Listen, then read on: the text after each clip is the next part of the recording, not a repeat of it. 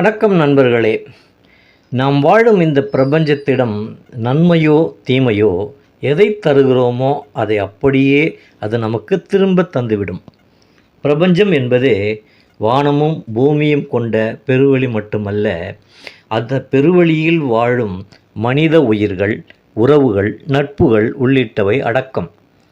இங்கே நேசமான வார்த்தைகளை கூறி, அன்பை பரிமாறி, நம்பிக்கையை விதைத்து, மன தைரியத்தை நம்மை சுற்றி இருப்பவர்களுக்கு கொடுப்போம் என்றால் அவை பல மடங்காக நம்மிடம் திரும்பி வரும். நம்மை போன்ற மனிதர்களுக்கு குரோதத்தை, வெறுப்பை, பொறாமையை கொடுத்தோம் என்றால் அவை அதிக வீரியத்தோடு நம்மிடம் திரும்ப வரும். இதைத்தான் தீதும் நன்றும் பிறர் தர வாராய் என்றும், எண்ணம் போல வாழ்வு என்றும் நம் முன்னோர்கள் தங்களுக்கு கிடைத்த அனுபவத்தால் நமக்கு சொல்லி இருக்கிறார்கள். சிறு பிள்ளைகளை பார்த்து, நீ எதிரியாக நினைக்கும் ஒருவனை ஜெயிக்க சரியான ஆயுதம் எதுவாக இருக்கும் என்று கேட்டால், குழந்தைத்தனம் மாறாத அவர்களின் அறிவிற்கேற்ப பல ஆயுதங்களின் பெயர்களை சொல்வார்கள். ஆயுதம் கொண்டு அடக்கும் எதுவுமே தற்காலிகமானது தானே தவிர அதுவே முடிவல்ல.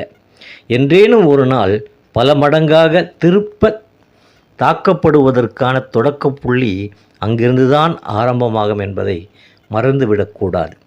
அன்பு மட்டுமே, அன்பை செலுத்துதல் மட்டுமே எந்த பகைக்கும் தீர்வாக அமையும். பகையை விடுங்க, நாம் நிம்மதியாக சந்தோஷமாக வாழணும்னா கூட கண்டிப்பாக இந்த பிரபஞ்சத்திடம், உறவுகளிடம், நட்புகளிடம், அண்டை அயலார் என அனைவரிடமும் நேசமான வார்த்தைகளை பேசி, நேர்மறை எண்ணங்களையும் அளவில்லா அன்பையும் எல்லாவற்றிற்கும் மேலாக ஒரு அழகான புன்னகையை தந்து பார்த்தோமானால் நிச்சயம் அது பல மடங்காக திருப்பியே நம்மிடம் தரும். அறிவாக இருக்கத்தான் பல மனக்கடல்கள் தேவை. அன்பாய் இருக்க அன்பு மட்டுமே போதுமானது. ஒரு நாளைக்கு 1 மணி நேரம் என தொடங்கி இதனை பயின்றோம் என்றால் அன்பு வழி மட்டுமே நல்வழியாக மாறிப்போகும். முயன்று பார்ப்போமே. மீண்டும் சந்திப்போம். நன்றி, வணக்கம்.